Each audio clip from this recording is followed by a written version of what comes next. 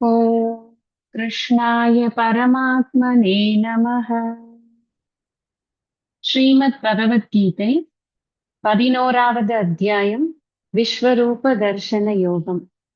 இந்த தலைப்பின் கீழே பகவான் ஸ்ரீகிருஷ்ணர் அர்ஜுனனுக்கு தன்னுடைய விஸ்வரூப தரிசனத்தை காண்பித்துக் கொண்டிருக்கிறார். பிரபஞ்சமே இறைவனில்தான் இருக்கிறது, இருப்பதெல்லாம் இறைவன் மட்டுமே அப்படிங்கிறத அர்ஜுனன் ஒரு விஷுவல் லெசனா பார்த்து கொண்டிருக்கிறார். ஒரு வீடியோ லெசன் எப்படி பார்க்கும்போது நமக்கு எவ்வளவு ஒரு இம்பாக்ட் ஆகுமோ அந்த அளவுக்கு அர்ஜுனனுக்கு அந்த இம்பாக்ட் ஸ்லோகா பை ஸ்லோகா மாறிண்டே இருக்கிறத நம்ம பார்க்கிறோம். படித்து கொண்டிருக்கக்கூடிய நமக்கே பாய் தவறி பார்த்து கொண்டிருக்கன்னு வருது. ஏன்னா அதை படிக்க படிக்க பார்க்கிற மாதிரியான ஒரு ஃபீலிங்கே நமக்கு வருது. அந்த அளவுக்கு இந்த விஷுவலைசேஷன் பை வேர்ட்ஸ் அவ்வளவு ப்ரொஃபவுண்டா இருக்கு அப்படின்னு பார்க்கணும். பகவானுடைய சௌமிய ரூபத்திலிருந்து ஆரம்பிச்சு ரொம்ப அழகான ஒரு ரூபத்திலிருந்து நிறைய அழகான ஆபரணங்களோடு அவன் இருக்கக்கூடிய அந்த ரூபத்திலிருந்து ஆரம்பிச்சு ஒரு சிரிப்போடு இருக்கக்கூடிய ஒரு தேஜஸோடு இருக்கக்கூடிய ரூபத்திலிருந்து ஆரம்பிச்சு கோர ரூபமா கொஞ்சம் கொஞ்சமா மாற்றிக்கொண்டு அந்த கோர ரூபத்துக்குள்ள எல்லா உயிரினங்களும் உள்ளே புகுவதாக பகவான் காண்பித்துக் கொண்டிருக்கிறார். கிளைமேக்ஸா காமிக்கிறார்.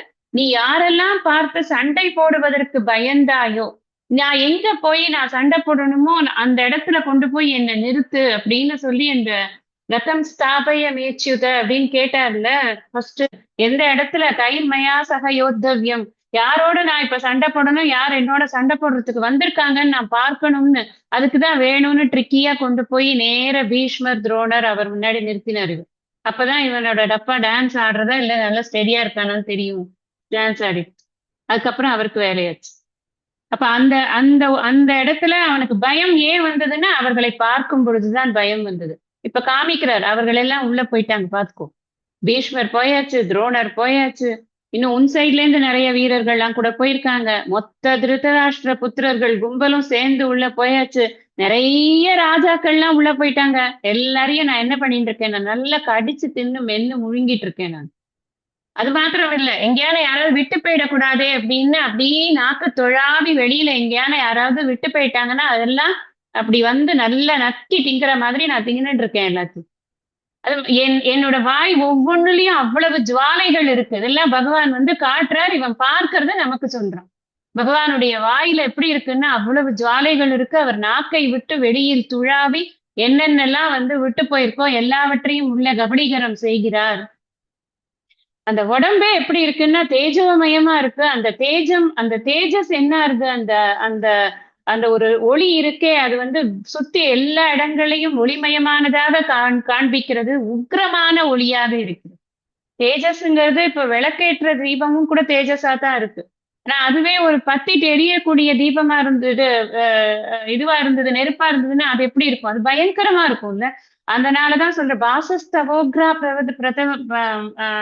பிரதபந்தி விஷ்ணோஹோ அப்படி. நீ நான் அதை பார்க்கும் பொழுதே ஒரு உக்ரமான ஒரு ஒரு நெருப்பாக அது எனக்கு தெரிகிறது அப்படின்னு. அப்பதான் அவருக்கு ஒரு கேள்வி வருது, இது யாரு இது, ஏன் இந்த ரூபத்துல, what is, who are you first of all. எனக்கு நான் ஏற்கனவே பார்த்த கிருஷ்ணனாக எனக்கு இது தெரியவில்லை. எதை உணர்த்துவதற்காக எனக்கு இந்த ரூபத்தை நீ காட்டிக் கொண்டிருக்கிறாய். அதுதான் இந்த நகி பிரஜானாமி தவ பிரவிற்த்தி. நீ என்ன பண்ணணும்னு எனக்கு எதை உணர்த்துவதற்காக நீ பிரவிற்த்தியும் அப்படின்னு சொன்னா உன்னுடைய செயல், இந்த செயல் நீ இவ்வளவு கோர ரூபமாக இருந்து எல்லாவற்றையும் விழுங்கி கொண்டிருக்கிறாயே, இந்த செயல் எனக்கு புரியவில்லை. அதை எனக்கு எதை உணர்த்துறதுக்காக நீ இந்த செயலை செய்து கொண்டிருக்கிறாய் அப்படிங்கிறத கேள்வியாக கேட்டார். அவருடைய மூடு எப்படி மாறிக்கொண்டே வந்தது அப்படின்னு பார்த்தா முதல்ல ஆச்சரிய ரூபமா இருந்தது. அதுக்கப்புறம் பயம் அப்படிங்கிற இடத்துல இப்ப நிற்கிற. இப்ப பகவான் சொல்ல போற, நான் யாரு, இந்த ரூபத்துல இருக்கிற நான் யாரு, நான் என்னுடைய என்ன ஃபார்ம உனக்கு இப்ப காண்பித்து கொண்டிருக்கிறேன் அப்படிங்கிறத நீ தெரிஞ்சுக்கணும் அப்படின்னு பகவான் இப்போ மேற்கொண்டு பேச போகிறார். அப்படிங்கிற விஷயத்தோட நாம சென்ற வகுப்பை நிறைவு செய்தோம். இப்ப நாம 32வது ஸ்லோகத்திலிருந்து இந்த வகுப்புல படிக்கணும்.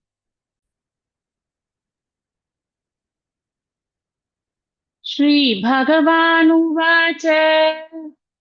कालोऽस्मि लोकक्षयकृत् प्रवृद्धो लोकान् समाहर्तुमिह प्रवृत्तः ऋतेऽपि त्वां न भविष्यन्ति सर्वे एव स्थिताः प्रत्यनीकेषु योधाः.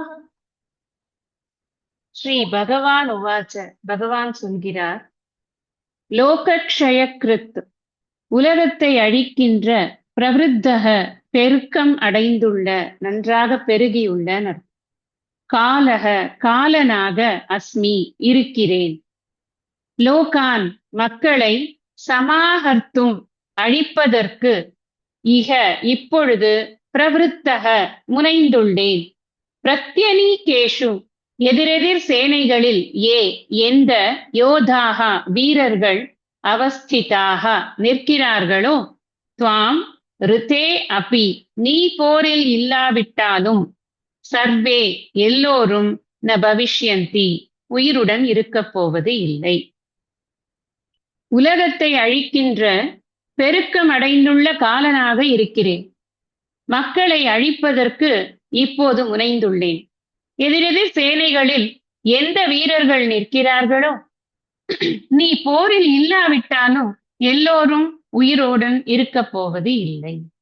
என்ன பகவான் என்ன மீன் பண்ற இப்ப சொல்றதுனால?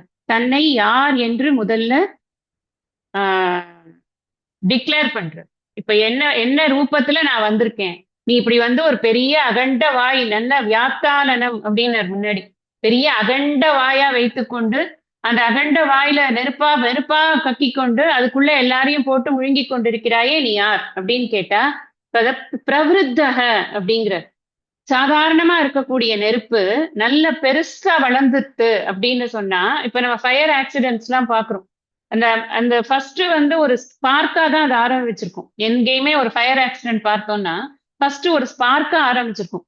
அதுக்கப்புறம் அது பெருசா வளரும் பொழுது அங்க இருக்கக்கூடிய அத்தனையும் போட்டு முழுங்கி காலி பண்ணிடும். அங்க எதுவுமே இல்லாம வெறும் பிடி சாம்பலா போயிடும் அந்த இடமே.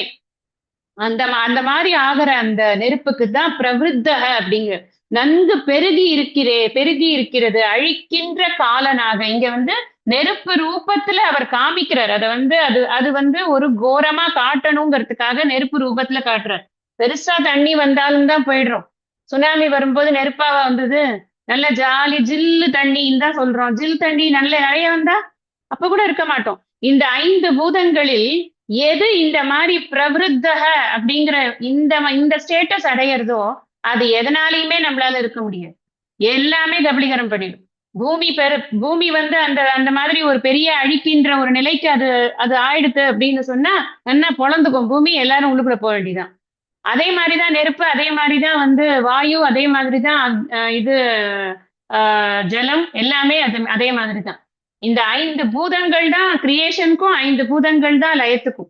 எல்லாத்துக்குமே ஒரே விஷயம்தான் வைத்துக் கொண்டு இருக்கு. மெட்டீரியல் வந்து ஒரே ஒரு விஷயம்தான், இந்த 5 பூதங்கள். இப்ப இங்க என்ன சொல்றார், இந்த 5 பூதங்கள் ஒரு மாதிரி ஒரு சமமான நிலையில இருக்கு அப்படின்னா அது மிதமான கால சூழ்நிலையில அப்படி இருக்கு. போராத வேலை வருது அப்படின்னா எல்லாமே லயமாக வேண்டிய ஒரு நிலை ஏற்படுறது அப்படின்னு சொன்னா, அப்போ அந்த காலம் அப்படிங்கிற அந்த நிர்ணயம் பண்றது அந்த டைம் ஃபேக்டர் நான் தான். அந்த டைம்ங்கிற ஃபேக்டரால தான் இது இப்போ இப்படி உனக்கு தெரியறது. நமக்கு நம்ம 2 விதமான ரியாலிட்டி பார்க்கிறோம். நம்ம அத்வைத வேதாந்த சித்தாந்தம் படிக்கிறச்சே 2 விதமான ரியாலிட்டியை பத்தி படிக்கிறோம். ஒண்ணு வந்து வியாவகாரிக சத்தியம் அப்படின்னு ஒண்ணு படிக்கிறோம், பாரமார்த்திக சத்தியம்னு ஒண்ணு படிக்கிறோம். நமக்கு தெரியும் பாரமார்த்திக சத்தியத்துல டைமோ ஸ்பேஸோ கிடையாது. ஏன்னா அங்க காரியங்கள் எதுவுமே இல்லை. அத்வைத்தமாக இருக்கக்கூடிய ஏகமான அகண்ட சச்சிதானந்த ஸ்வரூபத்துல ஒரு காரியம் இல்லாததுனால அங்க காலத்துக்கோ தேசத்துக்கோ வர்த்தமானங்களுக்கோ எந்த விதமான ஒரு இடமும் இல்லை. ஆனா வாழ்க்கையில நாம அனுபவம் எப்படி இருக்கு அப்படின்னா, கார்த்தால எழுந்துக்க வேண்டியிருக்கு, பசங்களை ஸ்கூலுக்கு அனுப்புறோம், அப்பையில இருந்து டிக் டிக் டிக்னு ஒரு செகண்டும் ஓடிக்கொண்டே இருக்கிறது. இப்ப வகுப்புக்கு வரணும்னா அது ஒரு காலத்தோட தான் இருக்கு, முடியணும்னா அதுக்கு ஒரு காலம் இருக்கு. எல்லா செயல்களும் காலத்திற்கு உட்பட்டதாக இருக்கு. காலத்தில் தான் அத்தனை செயல்களும் தீர்மானிக்கப்படுகிறது. ஒரு ஒரு ஒரு ஒரு நாடு நல்லா இருக்கணும்னா அதுக்கு ஒரு காலம் இருக்கு. சீனமா போகணும்னா அதுக்கு ஒரு காலம் இருக்கு. போருக்கு ஒரு காலம் இருக்கு. இதுக்கு இயற்கை வளங்களுக்கு ஒரு காலம் இருக்கு. இயற்கை வீழ்ச்சிக்கு ஒரு காலம் இருக்கு. இப்படி எல்லாமே காலங்கள் இருக்கிறது. எதுல இருக்கு? வியாவகாரிக சத்தியத்துல இருக்கு. இந்த டிரான்சாக்ஷனல் ரியாலிட்டி நம்ம உலக அனுபவ சத்தியம்னு ஒண்ணு இருக்கு இல்லையா? அந்த ரியாலிட்டியில காலம்ங்கிறது இருக்கு. அந்த காலமானது எந்தெந்த சமயத்தில் எப்படி எப்படி இருக்கணுமோ அப்படி எப்படி இருப்பதற்கு கலெக்டிவ் பிராரப்த கர்மா வேலை செய்யறத பொறுத்து இருக்கு. அதுதான் டெக்னிக்கலி ஸ்பீக்கிங். கலெக்டிவ் பிராரப்த கர்மா எப்படி இருக்கோ அதுக்கு தகுந்த மாதிரி அந்த கால சூழ்நிலை வந்து மாறுகிறது. எல்லாரும் மகா பாபிகளா இருந்தாங்கன்னா அந்த இடத்துல மழை எப்படி பெய்யும்? இவரே சொல்றார், தானம் தவம் இரண்டும் தங்கா வியனுலகம் வானம் வழங்காதேன். இங்க இங்கேந்து போலன்னா அங்கேந்து வராது. அதேபோல சிறப்போடு பூசனை செய்யாத வானம் வழக்கு மேல் வானோருக்கும் ஈண்டு அப்படிங்கிற. நீ இங்க பூஜை பண்ணலன்னா அங்கேருந்து வராது. சோ இங்க தர்மம்ங்கிறத நிலை நின்றால்தான், தர்மம் என்பது இருந்தால் மட்டும்தான் உன்னால் இங்கு தழைத்து உயிர் வாழ முடியும். அது காலம் என்பது காலம் அப்படிங்கிறது இந்த தர்மத்தை பொறுத்து காலம் வந்து ஒவ்வொரு ஃபேசஸ் மாறிக்கிறது. ஒரு பர்டிகுலர் டைம் இருக்கு. அந்த டைம்ல எல்லாருமே அந்த டயத்துக்கு அப்புறமா ஒடுங்கி ஆகணும் அப்படின்னு இறைவனுடைய சித்தம் இருக்கு. அந்த காலம் நம்ம முன்னாடியே பார்த்தோம் 8வது அத்தியாயத்தில். இவருடைய ஆயுசு, பிரம்மாஜியோட ஆயுசு வந்து எவ்வளவு, அந்த ஆயுள் முடிந்த உடனே அது லயம் ஆறுது. அந்த அந்த லயம் ஆகும் பொழுது எங்க போறோம், அதுக்கப்புறம் திருப்பி அது வந்து அந்த ஈஸ்வர சிருஷ்டியில மறுபடியும் அத்தனை ஜீவன்களும் வெளியில வருது அப்படிங்கிற விஷயம் எல்லாம் நாம இதுல பார்த்தோம். 8வது அத்தியாயத்துல பூத்வா பூத்வா பிரதீயத்தேன்னு பார்த்தோம். இப்ப பார்க்கும் பொழுது நமக்கு இந்த காலம் பிளே பண்ற ரோல் நமக்கு ரொம்ப முக்கியம்னு தெரியுது. இங்க எந்த மாதிரியான காலமாக நான் இருக்கிறேன்னா ஊழி காலமாக நான் இருக்கிறேன். ஊழி சில சமயம் காத்து ஊன்னு ரொம்ப பெருசா அடிச்சுன்னா பெரியவங்க எல்லாம் சொல்லுவாங்க வீட்டுல, என்ன ஊழி காத்து மாதிரி அடிக்கிறது, ஏன் இப்படி காத்து அடிக்கிறது அப்படின்னு. ஏன்னா எல்லாத்தையும் கொண்டு போற மாதிரி ஒரு காத்து. அதெல்லாம் வந்து இந்த ஊழி காலம் அப்படின்னு சொல்லும் பொழுது அது அனைத்தையும் ஒடுங்க செய்யக்கூடிய ஒரு காலமாக அது இருக்கிறது. நாம எப்பவுமே அழிவுங்கிற விஷயத்த பேசுறது அவாய்ட் பண்றதே நல்லதுன்னு நான் நினைப்பேன். ஏன்னா லயம் இஸ் அ குட் வேர்ட். எங்க போறது? இந்த சிருஷ்டியில எங்கேயுமே போறதுக்கு என்ன இருக்கு? உள்ள போயிட்டு திரும்பி வெளில வரப்போறது, அவ்வளவுதான். எப்போ நான் தூய உணர்வுங்கிறத புரிந்து கொண்டு தூய உணர்வு கண்ணியமாக வேற எதுவும் இல்லைங்கிறத புரிந்து கொள்கிறானோ அந்த ஞானிக்குத்தான் போக்குவரவு இல்லை. அது எத்தனை பேருக்கு கிடைக்கிறதோ அத்தனை பேருக்கு போக்குவரவு இல்லை. ஆனா மத்தவங்க எல்லாருக்குமே போக்குவரவு இருக்கே. போறது வருது. இட்ஸ் ஜேர்னி, அவ்வளவுதான். இந்த ஜீவனுக்கு ஒரு ஜேர்னி. அதனால இது அழிவுங்கிறத சொல்றதை விட லயம், அப்படி எங்க லயமாறுது? ஈஸ்வரன்ட்டே லயமாறுது. ஈஸ்வரன்ட்டேந்து வந்தது ஈஸ்வரன்ட்டே லயமாறுது அப்படிங்கறத அதை காட்டுவதற்காகத்தான் அவர் சொல்றார், நான் காலஸ்வரூபமாக இருக்கேன். நான் எதுக்கு வந்தேன்? என்னோட அவதாரம் என்ன? தர்ம சம்ஸ்தாபனார்த்தாய சம்பவாமி யுகே யுகே. என்ன தர்ம சம்ஸ்தா? உட்கார்ந்து அக்ராஸ் த டேபிள் வாங்கப்பா, நீங்க ஒரு 4 பேர் பஞ்சாயத்துக்கு வரீங்களா, வாங்க நாமளும் பேசலாம், இப்ப பேசி பிரச்சனையை தீர்த்துக்கலாம். அந்த ஸ்டேஜ் எல்லாம் கடந்து போச்சு. நான் எவ்வளவோ கால் வலிக்க கால்ல இருக்கிற சங்கு சக்கர ரேகையெல்லாம் தேய நடந்தாச்சு. அவன்கிட்ட ஒரு மூசியும் ஒன்ன நிலம் கொடுக்குறியா, அத்தை கொடுக்குறியா, இத்தை கொடுக்குறியான்னு. நான் எதுக்கும் யாரும் மசியவே இல்லையே. இன்னும் நான் இப்ப வேற ரூட் எடுக்கிறேன். சாம தான பேத தண்டத்தை எடுத்தேன். இப்ப நான் தண்டம் பண்ற ரூட்ல இதுல இருக்கேன். நான் அந்த அந்த ஃபார்மேட்ல இருக்கேன். அப்ப நான் என்ன பண்ணுவேன்னா, இதுக்கு மேல என்ன இருக்கு? எல்லாரோட பிராரப்த கர்மாவினுடைய எண்டு பார்ட்டுக்கு வந்தாச்சு. அந்த எண்டு பார்ட்டை நான் ட்ரிகர் பண்ணி விட்டாச்சு. இப்ப என்ன ஆகிறது? எல்லாரும் வந்து லயமாக வேண்டிய காலம் ஆயிடுச்சு. அதுக்குதான் நம்ம எல்லாரும் இப்ப போர்க்களத்துக்கு வந்து நிக்கிறோம். போர்னுங்கிறது ஒரு ஒரு ரீசனா இருக்கணும். ஏதாவது ஒரு ரீசன் வேணும்ல. சும்மா ஒரு பிளேக் வந்தது 10 பேர் செத்து போனா ரீசன் வேணும்.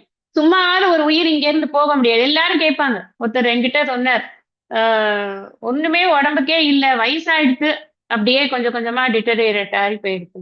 Nobody will be accepting that. ஏதாவது ஒண்ணு உடம்புக்கு இருந்தா தான் போகணும். இந்த இயற்கையாக இந்த உடல் வந்து போறத வந்து இயற்கையா போனாலே யாரும் அக்செப்ட் பண்றது இல்ல. இயற்கையா மாசா போவாங்களா? அக்செப்ட் பண்ண முடியாது. சோ ஏதாவது ஒரு காரணம் வேணும். அந்த காரணம் இந்த போர். இந்த போருக்கு காரணம் இங்க அத்தனை பேருடைய கர்மாவினுடைய பலன், அவ்வளவுதான். இத கொடுக்கக்கூடிய ரூபம் எதுன்னு இந்த கால ரூபம் தான் அதை கொடுக்கக்கூடியது. அந்த ஊழி பெருங்காலமாக நான் தான் இருக்கிறேன். இப்ப நான் வந்திருக்கேனே, கிருஷ்ணன் அப்படிங்கிற பெயரை கொண்டு நான் வந்திருக்கிறேனே, இந்த க்ஷணம் நான் எடுத்துக்கொண்டிருப்பது ஊழிக்காலன் என்ற உருவத்தை நான் எடுத்துக்கொண்டிருக்கிறேன். கால ரூபமாகத்தான் நான் இருக்கிறேன். நான் எதுக்கு வந்தேன்? என்னோட பர்பஸ் என்னப்பான சமாஹர்த்தும் கம்ப்ளீட்டா அழிக்க போறேன். எல்லாத்தையும் நான் கம்ப்ளீட்டா தூக்க போறேன். இங்க ஒன்னும் இங்க மிச்ச மீதியே இருக்க வேண்டிய அவசியமே கிடையாது. ஏன்னா இங்க மொத்தமா நிறைய அதர்மங்கள் ஜாஸ்தியா போயிட்டு இருக்கு. அதனால நான் என்ன பண்றது? நல்லவர்களை நான் காப்பாற்றுவதற்காக தீயவர்களை மொத்தமாக அழித்தாக வேண்டிய கட்டாயம் எனக்கு இருக்கிறது. அதனால நான் என்ன பண்ண போறேன்னா சமாகர்த்தும் நன்றாக அழிப்பதற்கு இப்பொழுது நான் பிரவருத்தக. இவன் கேட்டான் இல்லையா, நீ பிரவருத்தி, உன்னுடைய பிரவருத்தியை என்னால் புரிந்து கொள்ள முடியும். நான் முனைந்திருப்பது இதற்குத்தான். Straight answer to the question. நான் எதுக்கு வந்திருக்கேன்னு தெரியுமா உனக்கு? இங்க இருக்கக்கூடிய அனைவருடைய அழிவுக்காகத்தான் நான் வந்திருக்கிறேன். எல்லாரையும் நான் அழிச்சு இது பண்ண போறேன், காலி பண்ண போறேன். இப்போ அதுக்காக தான் நான் வந்திருக்கேன். ஆனா ஒரு விஷயம் பகவான் சொல்றார், இது நீ என்னமோ நினைச்சுட்டு இருக்க, நான் தான் அப்படியே நான் பெரிய இதை போட்டுருவேன், வம்ப போட்டுருவேன், நான் அப்படி ஒரு பெரிய வில்லாளி வீராளின்னு நினைச்சுன்னு உட்காந்துருக்க. நீ எல்லாம் ஒன்றும் கிடையாதுப்பா. இந்த இந்த எதிர்க்க இருக்கிற சேனையிலயோ இல்ல உன் சைட்ல கூட யார் வேணா வச்சுக்கோ. எதிர்க்க அவர் சொல்றது என்னன்னா, எதிர்க்க இருக்கிற சேனையில தான் இந்த பிரத்யநீகேஷு எந்தெந்த வீரர்கள் இருக்கிறார்களோ, யார் யாரெல்லாம் நிற்கிறார்களோ, அவஸ்திதாக நிற்கிறார்களோ, நீ இல்லாம இருந்தாலும் கூட முன்னாடியே சொன்னார், நத்வேவாகம் ஜாதுநாசா நத்வம் நேபே ஜனாதிபாக. நீ இல்லாமல் இருந்ததில்லை, இவர்கள் இல்லாமல் இருந்ததில்லை, இனி இல்லாமல் இருக்க போவதில்லை, இவர்கள் இல்லாமல் இருக்க போவதில்லை. 2வது ஸ்லோகமே சொல்லிட்டார், உபதேசம் ஆரம்பிக்கிறச்சே சொல்லிட்டார் அந்த விஷயத்தை. இப்ப மறுபடியும் சொல்றார், நீ இல்லைன்னா கூட ரிதேபித்வாம், ரொம்ப முக்கியமான மண்டையில அடிக்கிற விஷயம் இது. இந்த ஈகோ பிடிச்சு ஆட்டுறது இல்ல, நான் பண்றேன், நான் தான். இவனுக்கு என்ன பிரச்சனைன்னா, நான் அல்லவா சண்டை போட்டு இருக்கேன், நான் அல்லவா கர்த்தா, நீ கர்த்தாவது ஒண்ணும் கிடையாது உனக்கு. இதான் அடுத்ததுல சொல்லிடுவ, நிமித்த மாத்திரம் பவ அப்படின்னு. ஏன்னா இங்க என்னன்னா, இவனுக்கு இருக்கக்கூடிய இவன் அகங்காரத்தினுடைய பிளேன்ல இருந்து பேசின்னு இருக்கான். நான் ஒரு ராஜா, நான் ஒரு க்ஷத்ரியன், நான் இதை ஆத்ததாயிய கொன்னா எனக்கு பாபம் வரும்னு தர்மசாஸ்திரத்தையே அப்படியே ட்விஸ்ட் பண்ணி சொல்லிட்டு இருக்கான். முதல் அத்தியாயத்துல இவன் இஷ்டத்துக்கு இவன் சொல்றதுதான் தர்மசாஸ்திரம். இவரும் பாவம் வாய முடின்னு கேட்டுட்டு இருக்கிறதுனால என்னத்தை வேணா கேட்டுட்டு இருந்தார். அதுக்கப்புறம் ஒரே திட்டினார், கிளைபியம் ஆஸ்மதம பார்த்த அப்படின்னு ஒரு திட்டினார். என்னையா பேச்சு பேசுற நீ அப்படின்னு. இது வரைக்கும் வாயமொழின்னு இருந்ததுக்காக தான் அந்த இருந்ததுனால அந்த திட்டு ரொம்ப வேலிடா போயிடுச்சு. அந்த அளவுக்கு அவன் புலம்பின்னு உட்காந்துருந்தான். அவனுக்கு தெரியாத தர்மத்தெல்லாம் எடுத்து அடிச்சு விட்டுண்டு உட்காந்துருந்தான். அப்ப இவன் என்ன நினைக்கிறான்னா, நான் கர்த்தா, அந்த அகங்காரம் இருக்கே, நான் கர்த்தாங்கிறதுனால இந்த காரியம் பண்றேன், இந்த காரியம் பண்ணா எனக்கு ஒரு பாபம் வரும்ல, அந்த பாபத்தை அனுபவிக்க போறேன் போக்தா. இந்த கர்த்தா போக்தா வேலையெல்லாம் நீ நினைச்சுட்டு இருக்கே இல்லையா, நீ இல்லவே இல்லைனாலும் இவ யாருமே இதுக்கப்புறம் இருக்க மாட்டா. இதுக்கு அப்புறமா, இந்த போருக்கு அப்புறமா இந்த எதிர்க்க பாக்குற பத்தியா அங்க யாருமே இருக்க மாட்டேன். அதனாலதான் உனக்கு வாயில யாரெல்லாம் போறான்னே நான் காமிச்சிருக்கேன். I have shown you a video evidence for my deed. அது முடிச்சாச்சுன்னு காமிச்சிருக்கேன் உனக்கு, அதை நீ பார்த்திருக்க. நான் வந்ததோட ரீசன் நீ கேட்கிற, இதுக்காக தான் வந்திருக்கேன். யாரும் இதுக்கு அப்புறமா இருக்க மாட்டா. அப்படி அத்தனை பேரையும் அழிக்கக்கூடிய அந்த பெருக்கமாக இருக்கக்கூடிய அந்த ஊழி காலமாகத்தான் நான் இருக்கிறேன். கால சம்ஹார மூர்த்தி ரூபத்துல நான் இருக்கேன் அப்படின்னு பகவான் இங்க தன்னை பத்தி சொல்றார். அடுத்தது திரும்ப சொல்றார் அடுத்த ஸ்லோகத்துல, தஸ்மாத்வமுத்திஷ்ட யசோ லபஸ்வ ஜித்வா சத்ரூன் புங்க்ஷ்வ ராஜ்யம் சம்ருத்தம் மயைவைதே நிஹிதா பூர்வமேவ நிமித்த மாத்திரம் பவ சவ்யசாச்சின். It's a very very very important shloka. இந்த ஸ்லோகம் பல இடங்கள்ல பலவிதமான டிஸ்கஷன்ஸ்க்கு உட்படுத்தப்படக்கூடிய வேர்ட்ஸ் இந்த ஸ்லோகத்துல இருக்கு. அதனால இது ரொம்ப இம்பார்ட்டன்ட் ஸ்லோகா அப்படின்னு நம்ம சொல்றோம். ஃபர்ஸ்ட் என்ன சொல்றார், பதவுரைய பார்க்கலாம். தஸ்மா தாதலால், துவம் நீ, உத்திஷ்ட எழுந்திரு, யசக புகழை, லபஸ்வ பெருவாயாக, சத்ரூன் சத்ருக்களை, ஜித்வா ஜெயித்து, சமிருத்தம் வளம் நிறைந்த, ராஜ்யம் ராஜ்யத்தை, புங்க்ஷ்வ அனுபவிப்பாயாக, மயா ஏவ என்னாலேயே, ஏதே இவர்கள், பூர்வமேவ முன்பே, நிகதாக கொல்லப்பட்டவர்கள், சவ்யசாச்சின் சவ்யசாட்சியே, நிமித்த மாத்திரம் பவ, நிமித்தமாக மட்டும் இருப்பாயாக. ஆதலால் நீ எழுந்திரு, புகழை பெறுவாயாக, சத்துருக்களை ஜெயித்து வளம் நிறைந்த ராஜ்யத்தை அனுபவிப்பாயாக. என்னாலேயே இவர்கள் முன்பே கொல்லப்பட்டவர்கள், சவ்யசாட்சியே நிமித்தமாக மட்டுமே இருப்பாயாக. இப்போ பகவான் என்ன சொல்ல வரார் இந்த இந்த ஸ்லோகத்துல அப்படின்னா, ஃபர்ஸ்ட் நான் கால ரூபமா இருக்கேங்கிற நான் கால ரூபமா இருக்கேன், யார் யாரெல்லாம் வாய்க்குள்ள போயிருக்கா அப்படிங்கிற பிக்சரையும் காமிச்சுட்டார். பீஷ்மன், துரோணர், இன்னும் இந்த சைட்ல இருக்கிற வீரர்கள் எல்லாருமே வந்து வாய்க்குள்ள போயாச்சு, எல்லாரையும் கொன்னாச்சு அப்படின்னு காமிக்கிறாரு.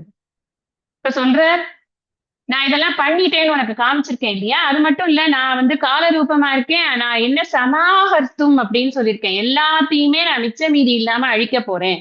யார் யாரெல்லாம் வந்து தர்மமா இல்லையோ அவங்க எல்லாருக்குமே இந்த கதிதான் வரப்போறது. தர்மத்தை மீறியவர்கள் அனைவரும், அதர்மிகள் அனைவரும் இந்த ஊழியினால் ஊழி காலத்தில் அவர்கள் அனைவரும் அழிக்கப்படுவார்கள் அப்படிங்கிறத நான் உனக்கு காமிச்சிருக்கேன் இல்லையா. அதனால நீ இன்னும் கூட தேர்தட்டிலேயே உட்காந்து காண்டீவம் ஸ்ரம்சத்தே ஹஸ்தாத்துலாம் டிராமா போட்டுட்டு கீழே வச்சிருக்கிற இத காண்டீவத்தை வச்சுட்டு இப்படி கன்னத்துல கையை வச்சுட்டுலாம் உட்காராங்க அப்படின்னு சொல்லி என்ன சொல்ற, துவம் உத்திஷ்ட, எழுந்துருயா நீ. எத்தனை தடவை சொன்னார் இவர் 2வது அத்தியாயத்துல, 3வது அத்தியாயம், யுத்தியஸ்வ, எழுந்து சண்டைய போடு, எழுந்து சண்டைய போடு, நீ எழுந்து கிளம்புங்கிறார். ஏன் கிளம்பு? நத்வம் சோச்சித்து மர்ஹசி, நானும் சோச்சித்து மர்ஹசி. நான் இது எத்தனை தடவை நீ வந்து, நீ யோசிக்க வேண்டாம், நீ இதை பத்தி கவலைப்பட வேண்டாம், நீ யுத்தியஸ்வ சொல்லியும் இவன் கேட்கல. இப்ப சொல்றார் உத்திஷ்ட, நீ எழுந்துரு முதல்ல. ஏன்னா நீ பண்ற வேலை, நீயே இல்லைனாலும் நான் தான் பண்ணிடுவேன்னு சொல்றேனே, என்னால பண்ண முடியும், நான் பண்ணியாச்சு ஆக்சுவலா, அதுதான் சொல்றாரு. நீ இல்லைனாலும் இவர்கள் இருக்க போவதில்லைங்காரு. அததான் இங்க விளக்குறார். இந்த லாஸ்டா சொன்ன ஒரு வார்த்தைய, நீ இல்லைனாலும் இவர்கள் ரிதேபித்வாம் அப்படின்னு சொன்னாரு. அந்த நீ இல்லைனாலும் இருக்க போவதில்லை, ரிதேபித்வாம் ந பவிஷ்யந்தி சர்வே, இவர்கள் யாருமே இருக்க போவதில்லைங்கிறத ஏன் சொல்றேன்னா, நான் ஏற்கனவே பண்ணிட்டேன்ப்பா, நானு மயை வைத்தே நிகதா பூர்வமேவ. சரி, நீ எழுந்து என்ன பண்ணணும் அப்படின்னா, அவன் ஒரு வேலை கேட்கிறான், அதான் நீ எல்லாம் பண்ணிட்டில்ல, அப்புறம் நான் இதுக்கு எழுந்துக்கணும், என்ன இதுக்கு எழுந்துக்க சொல்ற, பண்ணிட்டேன்னா அப்புறம் என்ன அப்படின்னு அவன் கேட்டுட்டான்னா என்ன பண்றது? நம்மளா இருந்தா கேட்டுரும், எல்லாம் பண்ணிட்டு இல்ல, ரொம்ப சந்தோஷம் போ, அப்ப எனக்கு வேலை மிச்சம், நான் பொண்ணும் போடவும் வேண்டாம், ஒண்ணும் அன்பே போட வேண்டாம்ல அப்படின்னு கேட்போம்ல. அதனால பகவான் சொல்றார், உத்திஷ்ட யசக லபஸ்வ. ஏன் யசக வரணும்? என்ன புகழ் அவனுக்கு வரப்போகுது? முன்னாடியே சொன்னார், எதிர்ச்சா சோபபந்தம் ஸ்வர்க்கத்வாரம் அபாவிருத்தம். இதுல நமக்கு இந்த சத்திரியனுக்கு வந்து இப்படி ஒரு போர் கிடைக்கிறதே பெரிய எதிர்ச்சியா கிடைக்கிறக்கூடிய ஒரு சான்ஸ் அப்பா. இதுல தோத்தாலும் ஹத்வாவா பிராப்சியசி ஸ்வர்க்கம், இது ஜித்வாவா போக்ஷசே மகிம். இதே விஷயத்த முன்னாடி சொன்ன. நீ வந்து என்னதான் நீ வந்து ஒருவேளை தோத்துட்டேன்னு வச்சுக்கோயேன், உனக்கு சொர்க்கம் கிடைக்கும். ஏன்னா நீ சத்திரியனா இருந்து போர் பண்ணிருக்கீல்ல, போர்க்களத்துல உயிரை விட்டு அத்தனை பேருக்கும் சொர்க்கம்னு சொல்றது சாஸ்திரம். அதனாலதான் அந்த காலத்துல போருக்கு பசங்களை வந்து தைரியமா தாய்மார்கள் அனுப்பி வைத்தார்கள். ஏன்னா என் பையன் வந்து அப்படியே செத்தாலும் சொர்க்கத்துக்கு நினைப்பா போவான். எவ்வளவு பெரிய திங்கிங் பாரு. இது நாட்டுக்கு ஒண்ணு, நாட்டுக்கு இல்லைன்னா உயிரை கொடு, எப்படி நீ பண்ணாலும் அது உனக்கு நல்லதுதான். உழைத்தாலும் நல்ல கர்மா நல்லதா இருக்கும், அதனால உனக்கு நல்லதுதான் நடக்கும். உயர்பாலதோறும் பழி அப்படின்னு சொல்லியிருக்க, செயற்பாலதோறும் அரணே அப்படின்னு. அதனால நீ அதுல அறத்தை தான் செய்வாய், நாட்டுக்கு உழைத்தார். சரி, அப்படியும் உனக்கு நல்லது வரும். அப்படி இல்லையா, செத்து போயிடு, நாட்டுக்காக செத்துப்போ, பிரச்சனை இல்லை, உனக்கு இது வரும், சொர்க்கம் வரும். சொர்க்கத்வாரம் அபாவிரதம்ங்கிற. அப்ப என்ன அவர் சொல்றார், உனக்கு எப்படியா இருந்தாலும் ஒரு புகழ் கிடைக்கப்படுது. அவன் வந்தா அப்படி ஒரு சண்டை போட்டான்ப்பா, அந்த மாதிரி சண்டையை விவரிக்கவே முடியாது. என்ன ஒரு வீரன், அப்படியே ஒரு புகழ் கிடைக்குமே. அவன் அப்படி சண்டை போட்டு, இப்ப இன்னைக்கு வரைக்கும் நம்ம அபிமன்யுவை பேசிட்டு இருக்கோம், வெளியில வர தெரியல அப்படிங்கிற, பத்மவியூகத்திலிருந்து வெளியில் வர தெரியாதுங்கிற குறைய யாராவது சொல்றோமா? சொல்ல மாட்டோம். ஏன்னா அந்த உள்ள அவன் சண்டை போட்டானே, அதைத்தான் பெருமையா பேசிக்கொண்டு. ஏன்னா அதுதான் பெருமை. ஒரு இடத்துல நின்று ஃபைட் பண்றது பெருமையா, பயந்து ஓடி போய் ஒளிஞ்சுக்கிறது பெருமையா? இவன் ஓடுறேங்கிறான், இவன் வந்து இது எனக்கு வேண்டவே வேண்டாம், எனக்கு பைக்ஷி வப்பி லோகேங்கிறான், நான் போய் பிச்சை எடுக்கிறேங்கிறான். அதனாலதான் திட்டுறாரு, இப்போ எழுந்துரு முதல்ல, தட்டுல உட்காராத, தேர்ல தட்டுல இடம் இல்ல, ஃபர்ஸ்ட் யூ கெட் அப். எழுந்து என்ன பண்ணுன்னா, உனக்கு புகழ் கிடைக்கும், நீ போடு, உனக்கு புகழ் கிடைக்கும், அந்த புகழை நீ பெற்றுக்கொள். அது மாத்திரம் இல்ல, புகழ் மட்டும் இருந்தா போருமா? ஒரு க்ஷத்ரியனுக்கு புகழ் ரொம்ப முக்கியம். அதை விட என்ன முக்கியம்? உனக்கு இந்த ராஜ்யம் கிடைக்கணும். எப்படிப்பட்ட ராஜ்யம் அப்படின்னா, சமிருத்தம், நல்லா வளம். அதனாலதான் அவன் கொடுக்க மாட்டேங்கிறான். அவன் ஏன் கொடுக்க மாட்டேங்கிறான்னா, இது ரொம்ப வளமா இருக்கு, இந்த ராஜ்யத்தை எதுக்கு அவன்கிட்ட கொடுப்பானே, நான் கொடுக்க முடியாது அப்படிங்கிறான் இவன் துரியோதனன். அதனால அவனுக்கு வைத்தறிச்ச இதை எங்கேயான கொடுத்துட்டான்னா, இவன் நல்லா வந்து இதை இன்னும் டெவலப் பண்ணி அதனால அவன் இன்னும் கொஞ்சம் பெயர் பெற்றுட்டான்னா என்ன பண்றது அப்படின்னு. அதனால அது சம்ருத்தமா இருக்கு. இந்த சம்ருத்தி அப்படின்னா நன்கு நல்ல செழிப்பான அப்படின்னு அர்த்தம். அப்படி வளர்ந்து இருக்கக்கூடிய அந்த ராஜ்யத்தை நீ என்ன பண்ணுவேன்னா அனுபவி. நல்லா ராஜ்யத்தை அனுபவிக்கிறதுன்னா என்ன, ஒரு ராஜாக்கு என்ன பெரிய பெருமை, அந்த ராஜ்யத்தை அவன் ஆட்சி செலுத்துவது தானே பெருமை. நீ இந்த காரியத்தை செய்தாய் என்றால் உனக்கு புகழும் கிடைக்கும், எனக்கு இந்த இதுவும் கிடைக்கும், ராஜ்யமும் கிடைக்கும், ரெண்டும் சொல்லிட்டு அப்புறம் என்ன சொல்ற, ஏன் சொல்றேன்னாப்பா, ஏதே பூர்வமேவ நிகிதாக, ஏற்கனவே இவங்களை எல்லாம் நான் போட்டாச்சு. இப்போ இப்ப நீ என்ன பண்ண பாப்பற, நான் என்ன பண்றதுப்பா அப்படின்னு கேட்டா, நிமித்த மாத்திரம் பவன், நீ வெறும் நிமித்தமா இரு போரும் அப்படின்னு. இந்த வேர்டு தான் ரொம்ப ட்விஸ்டிங் வேர்டு. இது வெறும் நிமித்தமா இரு அப்படின்னா இவனுக்கு பேர் என்ன கூப்பிடுறாருங்கன்னா சவ்யசாச்சின் அப்படின்னு கூப்பிடுறாரு. சவ்யனா இடது கைன்னு அர்த்தம், இடது பக்கம்னு. சவ்யசாச்சின் அப்படின்னா இடது கையாலும் அம்பு போடக்கூடியவர்னு அர்த்தம். பொதுவா அம்பு எப்படி போடுவோம், வலது கையில அந்த வில்ல வச்சுப்போம், இந்த அம்பை வந்து இப்படி விடணும். இவன் என்ன பண்ணுவானா, அவனுக்கு இருக்கிற திறமை இந்த வில்ல வந்து கால் இடுக்குல வச்சுக்கொண்டு ரெண்டு கையாலையும் போடுவானா. பாகுபலியில எல்லாம் காட்டுவாள்னா இந்த 3 விட 5 விடுறேன் அந்த மாதிரி இவன் 3 5 10 15 நீ இஷ்டத்துக்கு போடுவான். அந்த அளவுக்கு இவனுக்கு வந்து அந்த திறமை இருக்கு. அதனால இவனுக்கு பேரே என்னன்னா சவ்யசாச்சின்னு. சவ்யசாச்சின்னு சொன்னா ரெண்டு கையாலையுமே அம்பு போடுறது. சவ்யங்கிறது இடது பக்கம், இன்னொரு பக்கம் தட்சிண பாகம் அப்படின்னு சொல்றது. ரெண்டு பக்கமுமே அவனால வந்து போட முடியும் அப்படிங்கிறது. அப்ப அந்த அந்த அதாவது அவ்வளவு திறமை இருக்கு. அவனோட திறமையை புகழற இந்த இடத்துல புகழற மாதிரியும் இருக்கு, அந்த திறமையை நீ யூஸ் பண்ணுன்னு சொல்ற மாதிரியும் இருக்கு. ஆனா அந்த யூஸ் பண்றத நீ வெறும் நிமித்தமா இருந்தா போறோம் அப்படின்னு சொல்ற மாதிரி இருக்கு. இதை நீ ஏத்துறாரா இல்ல அவனை இறக்குறாரா அப்படின்னே நமக்கு புரியாது. அந்த அளவுக்கு இது ஒரு ட்விஸ்ட் பண்ற மாதிரியான ஒரு ஒரு ஒரு யூசேஜ். இப்ப என்ன சொல்ற, நிமித்த மாத்திரம் பவ. நிமித்த அப்படின்னு சொன்னா என்ன அர்த்தம்னா ஒரு கருவியாக அப்படின்னு அர்த்தம். ஒரு கருவி, நிமித்த மாத்திரம் அப்படின்னு சொன்னா ஒரு கருவியாக மட்டும் இரு அப்படின்னு. இப்ப இந்த இடத்துலதான் நிறைய டிஸ்கஷன்ஸ் வருது. என்ன டிஸ்கஷன்ஸ் வருதுன்னா, இப்ப நான் வந்து இறைவனுடைய கரங்களில் நான் கருவியாக இருந்தால் போருமா, அப்ப இந்த கருவி அப்படிங்கிறது, அப்ப நீங்க இத்தனை நாளா எனக்கு என்ன சொல்லி கொடுத்துருக்கீங்கன்னா, இந்த நான் வந்து சத்தியம் பேசணும், தர்மத்தை ஃபாலோ பண்ணணும், நான் எனக்கு வந்து புண்ணிய பாபம் இருக்கு, நான் வந்து இந்த சாஸ்திர உபதேசங்களை எல்லாம் நான் வந்து கடைபிடிக்கணும், வாழ்க்கை வந்து புருஷார்த்தங்கள் நிறைந்தது, அந்த புருஷார்த்தங்களை நோக்கித்தான் என்னுடைய வாழ்க்கையை நான் கட்டமைச்சுக்கணும். கருவிக்கு எதுக்கு இதெல்லாம், இது வெறும் கருவி தானே. இப்ப என் கையில வந்து ஒரு கத்தி இருக்கு, நான் அந்த கத்தியை வச்சுட்டு யாரோ எனக்கு பக்கத்துல வேண்டாதவங்க யாராவது இருக்கேன், பட்டுன்னு ஒரு குத்து குத்துறேன், இப்ப எனக்கு ஏதோ ஆயிடுறது. இப்ப நான் என்ன கொண்டு போய் போலீஸ்ல நிக்க வச்சா என்னெல்லாம் கேட்காதீங்க, நீங்க இந்த கத்தியை தான் கேட்கணும், கத்தி தானே குத்திட்டு அப்படின்னா கத்திக்கா கொண்டு போய் ஜெயில வைப்பான். கத்தியை யார் ஹேண்டில் பண்றானோ அவனைத்தானே கொண்டு போய் ஜெயில வைப்பான். அப்ப கருவி எப்படி வந்து புண்ணிய பாபத்தை, கருவி எனக்கு புண்ணிய பாபம் இருக்கு அப்படின்னு சாஸ்திரம் சொல்றது.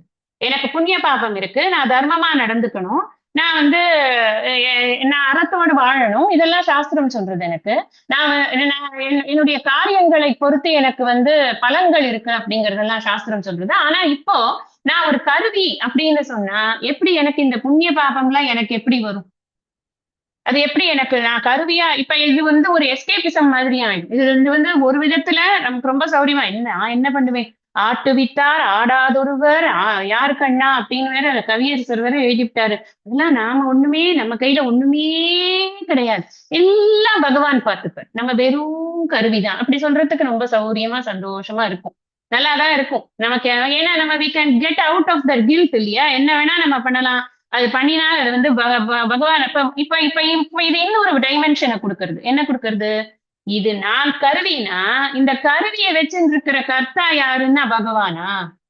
அப்ப புண்ணிய பாப்பம் எல்லாம் பகவானுக்கு உண்டா, அப்ப பகவானுக்கு சொர்க்க நரகம் எல்லாம் உண்டா, பகவானுக்கு இன்ப துன்பங்கள் உண்டா, ஒண்ணுமே கிடையாதுன்னு வேற சொல்றதே சாஸ்திரம். எனக்கு தான் எல்லாங்கிறது, எனக்கு தான் வந்து இன்ப துன்பங்கள், எனக்கு தான் வந்து புண்ணிய பாப்பங்கள், எனக்கு தான் சொர்க்க நரகங்கள், எனக்கு தான் தர்மா தர்மங்கள், எல்லாம் எனக்கு எனக்குன்னு போட்டுவிட்டு இப்ப என்ன கருவி அப்படின்னு சொன்னா, இப்ப நீ கர்த்தாவா இருந்தியானா எல்லாத்தையும் நீயா அக்செப்ட் பண்ண போற, உனக்கா அத்தனையும், இது எப்படி கரெக்ட் ஆகும்? இது இது வந்து இது வந்து சாஸ்திர விருத்தமா இல்ல இருக்கு நீ சொல்றது. நான் கருவிங்கிறது எனக்கு கேட்கறதுக்கு நல்லா இருக்கு. ஏன்னா நம்மளே நிறைய சமயத்துல என்ன பண்ணுவோம்? இதோ பகவத் செயல்பா, பகவத் சங்கல்பம்.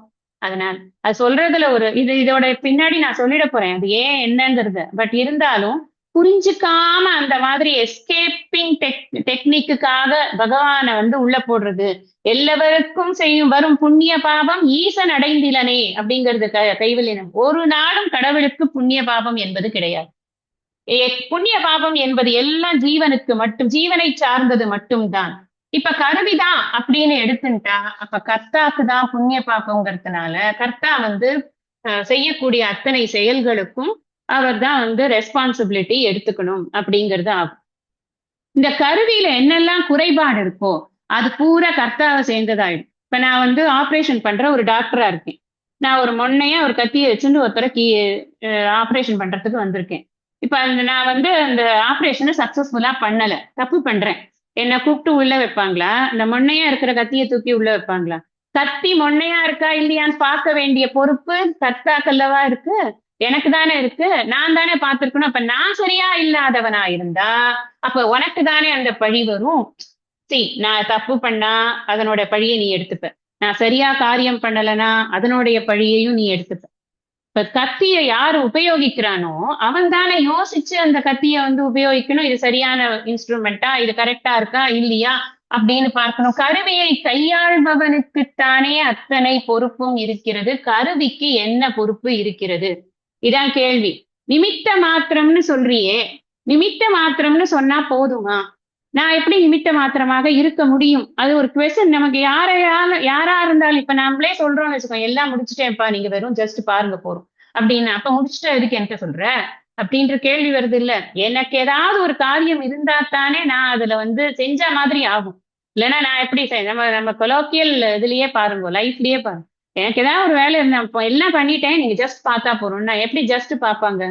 அப்ப சரி பார்த்துட்டேன்னு சொல்லுவாங்க, அவ்வளவுதான். கொஞ்சம் டீசெண்டா கேள்வியே கேட்க வேண்டாம், நம்மளுக்கு என்னப்பா அப்படின்னு இருந்தா பார்த்துட்டேன்னு சொல்லுவாங்க.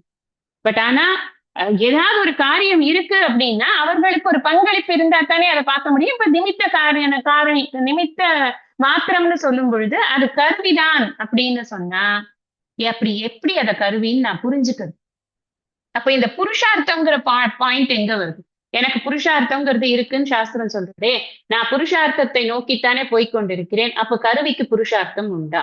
இதெல்லாம் இருக்கா? இப்ப இதுக்கு பதில் என்ன அப்படின்னு கேட்டா, நீ இது கருவி அப்படின்னு சொன்னா ரியல்லா அப்படியே கருவி அப்படின்னு எடுத்துக்காம கருவியை போல அப்படின்னு புரிஞ்சுக்கணும்.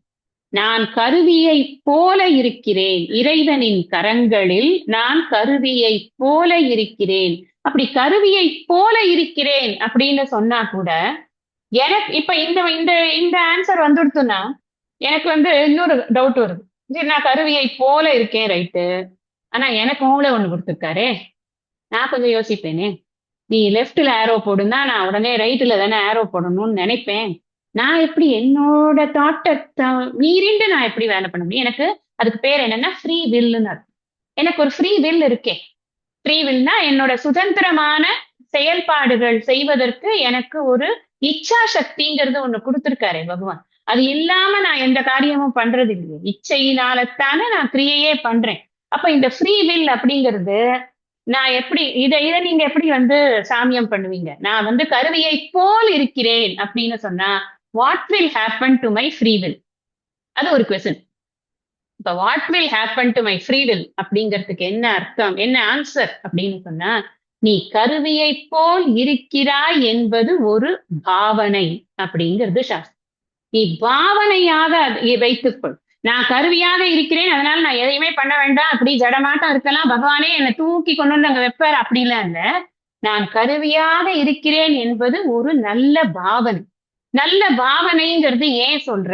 இந்த பாவனைங்கிறத நான் எதுக்காக நான் அதை கடைப்பிடிக்கணும்? இந்த பாவனையாக இருப்பது அப்படிங்கிறது எதுக்காக நான் கடைப்பிடிக்கணும்னா, அப்பதான் எனக்கு செயல் புரியும் போது அதில் எந்த விதமான பற்றும் இருக்காது. இதுதான் to come to this position only I was driving so long. நான் தான் செயல் புரிந்தாக வேண்டும். எனக்கு தான் இங்க வந்து உத்திஷ்டன்னு சொன்னது என்னத்தான். நான் எழுந்து வேலையை செய்யணும். இந்த வேலையை செய்யும் பொழுது எனக்கு செயல் புரிவதற்கான மைண்ட் என்கிட்ட இருக்கு, ஃப்ரீ வில் என்கிட்ட இருக்கு, சுதந்திரம் என்கிட்ட இருக்கு, செயல் புரியும் ஆற்றல்லாம் என்கிட்ட இருக்கு. நீ நிமித்தமா இரு அப்படின்னு சொல்ற. அப்ப நான் என்ன பண்ணணும்னா, இந்த செயல் நான் கர்த்தா அல்ல அப்படிங்கிற அந்த மைண்ட நான் தெளிவா வச்சுக்கணும். முதல்லேருந்து நான் என்ன இவர் ஏன் இந்த வார்த்தையை போடுறாருன்னு நம்ம கொஞ்சம் யோசிக்கணும். ஏன்னா ஆரம்பத்திலேருந்து இவன் நான் கர்த்தா போக்தா, நான் கர்த்தா நான் போக்தா இதுலயே அவன் மைண்ட் இருக்கிறதுனாலதான் நான் போர் பண்ண மாட்டேன் அப்படின்னு சொல்லுவான். இப்ப நீ போர் பண்ணு, நீ வெறும் கருவியா இரு, நான் எல்லாம் பண்ணிட்டேன் அப்படின்னு சொல்லும் பொழுது ஒரு பாமரத்தனமா யோசிச்சா என்ன ஆகும்னா, அப்ப எல்லா பாவமும் கிருஷ்ணன் எடுத்துப்பா, அதனால இவன் அம்ப மட்டும் போட்டு போனா போறோம் அப்படின்னு. ஆனா சாஸ்திரம் அப்படியெல்லாம் சொல்றது கிடையாது. பாவமும் எடுத்துக்க மாட்டான், ஒன்னும் புண்ணியமும் எடுத்துக்க மாட்டான். அப்ப நான் தான் பாவத்தை எடுத்துக்கணும், புண்ணியத்தை எடுத்துக்கணும். நான் எப்போ பாவம் புண்ணியம் என்ன அடையிறது? நமாம் கர்மாணி லிம்பந்தே அப்படின்னார் இவர் 4வது அத்தியாயத்துல. என்னை கர்மத்தின் பலன்கள் அண்டுவதில்லைன்னு தன்னை பத்தி சொன்னார். அதே மாதிரிதான் கர்மத்தில் அகர்மத்தை எவன் பார்க்கிறானோ, அகர்மத்தில் கர்மத்தை எவன் பார்க்கிறானோ அவன்தான் புத்திமான் என்று சாஸ்திரம் சொல்கிறது.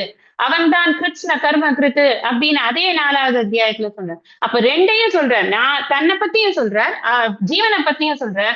ரெண்டு இடத்துலயுமே இந்த கர்மா ஒட்டாம இருக்கணும்னா என்ன பண்ணணும்னா, நான் கர்த்தா அல்ல அப்படிங்கிற மென்டல் ஸ்டெபிலிட்டிய டெவலப் பண்ணிக்க.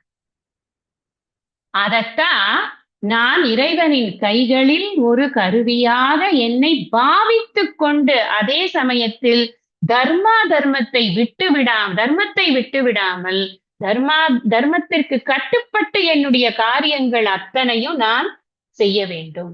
இப்படி புரிஞ்சுக்கல அப்படின்னா என்ன ஆகும் அப்படின்னா, இந்த ஃபேட்டுக்கு மட்டுமே இது பண்ணக்கூடிய, அதாவது ஃபேட் தான் கரெக்ட் அப்படிங்கிற மாதிரி பேசக்கூடியவர்களாக நம்ம போயிடுவோம். அப்ப ஃப்ரீ வில் அப்படிங்கிறது எங்க இருக்கு? ஃப்ரீ வில் இருக்கு அப்படின்னு சொன்னா அப்ப நம்ம ரெண்டையும் சாமியம் பண்றதுக்கு நம்ம புரிஞ்சுக்கிறது எப்படி புரிஞ்சுக்கணும்னா, இந்த பாவனை அப்படிங்கிறது நமக்கு வேணும். நான் கர்த்தா அல்ல. நீ நிமித்த மாத்திரம் பவன்னு சொன்னது ஏன் அப்படின்னா, ஏற்கனவே நான் இந்த காரியங்களை ஏற்கனவே செஞ்சுட்டேங்கிறத எந்த இடத்துல அவர் கிளாரிஃபை பண்ணிருக்கார் அப்படின்னா, முந்தின ஸ்லோகத்துல சொல்றார், நான் அழிக்கின்ற பிரவருத்தியாக இருக்கக்கூடிய இந்த காலமாக இருக்கிறேன் அப்படின்னு சொன்னார். அப்ப அது என்ன அர்த்தம்னா, எல்லாருடைய கர்ம பலன்களையும் கொடுக்கக்கூடிய அந்த சூழ்நிலையை நான் உருவாக்கி விட்டேன். ஏற்கனவே நான் அதை பண்ணியா எல்லாரையும் கொன்னுட்டேன்னா கொன்னு கீழே போட்டேன்னு அர்த்தம் இல்ல. அந்த அந்த ஜீவனுக்கு எண்ட் டைம் நான் வந்தாச்சு. அதுக்கான அதனுடைய கர்ம பலனை நான் ஆக்டிவேட் பண்ணி விட்டுட்டேன் ஏற்கனவே. ஏன்னா இவரோட வேலை என்ன? பகவானுடைய வேலை என்ன? பகவானுடைய வேலை கர்ம பல தாத்தா. அதுல மாற்று கருத்தே கிடையாது. நமக்கு சுகம் வரணும்னா நம்மளோட கார்டுல எங்கேயாவது சுகம் வர்றதுக்கான ஒரு புண்ணிய கர்மா இருக்கணும். அதை தூக்கி வச்சாதான் சுகம் வரும். துக்கம் வரணும்னா பாப கர்மா இருக்கணும். அதனாலதான் துக்கம் வருது. அதனால இந்த செயல்கள் எதுவா இருந்தாலும், எனக்கு புண்ணியமோ பாப்பமோ எனக்கு இன்பமோ துன்பமோ எது வந்தாலும் நான் செய்து வைத்திருக்கக்கூடிய கர்மத்தினால் வந்ததே அன்றி வேறு எந்த ரீசன்னாலையும் எனக்கு அது வராது. என்னுடைய இன்பத்திற்கும் துன்பத்திற்கும் என்னுடைய குழந்தைகளோ, என்னுடைய அம்மா அப்பாவோ, என்னுடைய மாமியார் மாமனார்களோ, என்னுடைய சுற்றமோ உறவோ, கூட இருக்கிற ஃப்ரெண்ட்ஸோ கொலீக்ஸோ ஒருத்தர் கூட காரணம் இல்லை. வேற எந்த எக்ஸ்டர்னல் ரீசனும் காரணம் இல்லை. ஒரே காரணம் எது? இப்ப இந்த எதிர்க்க இருக்கக்கூடிய இந்த யோத்த வீராகான்னு சொன்னாரே, எதிர்க்க இருக்கக்கூடிய அத்தனை வீரர்களும் மடிவார்கள்னு சொன்னாரே, அவர்கள் அத்தனை பேருக்கும் அவர்கள் செய்த கர்மத்தின் பலனானது பிரக்டிஃபை ஆக வேண்டிய டைம், அந்த டைம் தான் நானு காலோஸ்மி அப்படின்னு சொல்லிட்டாரு. அப்போ நான் அந்த சிச்சுவேஷனை செட் பண்ணி வச்சுட்டேன். நீ இப்ப அம்ப போட்டேன்னு வச்சுக்கேன், அவனுக்கு பிராரப்த கர்மா சூப்பரா வேலை செய்யறது டொப்புன்னு விழுவான். இதுதான் அர்த்தம் அதுக்கு. ஏன்னா இப்ப நான் அம்ப போட்டும் கூட அவன் விழாம தொங்கின்னு இருந்தான்னு வச்சுக்கோங்களேன், என்ன அர்த்தம் அதுக்கு? என்ன அர்த்தம்னா அவனுக்கு கர்மா இன்னும் இருக்கணும்னு தானே அர்த்தம் வருது. சரி, எல்லாருமே செத்து போனாங்க, இவன் சைட்ல எல்லாருமே செத்து போனாங்க. அம்பு வாங்கிட்டு எத்தனை பேரு குத்துயிரும் கொலையுருமா இருப்பா? அப்ப என்ன அர்த்தம்? யார் நிர்ணயிக்கிறா போகணுமா வேண்டாமாங்கிறத? யார் நிர்ணயிக்கிறா? அவனுடைய கர்மா பலன் நிர்ணயிக்க. அந்த கர்ம பலனை யார் கொடுக்குறா? அது பகவான் கொடுக்குறார். சோ அவர்கிட்ட அந்த சாவி இருக்கு. உன் வேலை என்ன? நீ பாட்டுக்கு வந்தோமா, அம்ப போட்டோமா, இப்படித்தான் வந்து இத புரிஞ்சுக்கணும். அதுக்காக எனக்கு எந்த விதமான ஒரு இதுவும் இது வந்து நான் இந்த போர்க்களத்தை உதாரணமா வச்சு சொல்றேன். ஒரு ஒரு விஷயத்தை நீங்க வீட்டுல நடக்கக்கூடிய அத்தனை விஷயங்களுக்கும் இதை நீங்க அப்ளை பண்ணி பார்க்கலாம். நாம எல்லாருமே நிமித்த மாத்திரமாக இருக்க கற்றுக்கொண்டோம் அப்படின்னு சொன்னா நமக்கு என்ன கிடைக்கும் அப்படின்னா, எப்படியா இருந்தாலும் இந்த கர்த்திருவ போக்திருத்துவம்ங்கிறது இருக்கவே இருக்காது. அப்புறம் என்ன? புண்ணிய பாப ரஹிதனாக இருக்கிறதுக்கு இதை விட என்ன வேணும்? ஏன்னா செய்யக்கூடிய அதுதான் அவர் முன்னாடியில இருந்து வேற வேற வேர்ட்ஸ்ல சொல்லிண்டே வந்தார். நியத்தம் குரு கர்மத்துவம் கர்மஜ்யாயோ கர்மனகான்னு ஏன் சொன்னார் முதல்ல? நீ உனக்கு நியமிக்கப்பட்ட கர்மத்தை பண்ணுப்பா, நீ வேற மறுக்கு எதுவும் பண்ண வேண்டாம். அப்படி நீங்க எடுத்தீங்கன்னா நிறைய ஸ்லோகங்களை இதுக்கு கோட் பண்ணலாம். இந்த ஏன் நிமித்த மாத்திரம் பவங்கிறத இப்ப வந்து சொல்றாருன்னா இத்தனையும் முன்னாடி சொன்னதுனால அவன் புரிஞ்சுக்கணும். அதனாலதான் புரிஞ்சுட்டு அதுக்கப்புறமா ஸ்துதி பண்றதுக்கு காரணமே என்னன்னா, இவ்வளவு நேரம் நீ சொன்னது இதத்தானா புரிஞ்சுட்டேன். இப்பதான் எனக்கு புரியுது. சுகதுக்கே சமயகிருத்துவா, எப்படி சமயகிருத்துவா? என்னுடைய மாமா, என்னுடைய பெரியப்பா அப்படின்னு அல்லவா நான் கத்தின்னு இருப்பேன். சமயகிருத்துவாங்கிற எப்படி சமயகிருத்துவானா?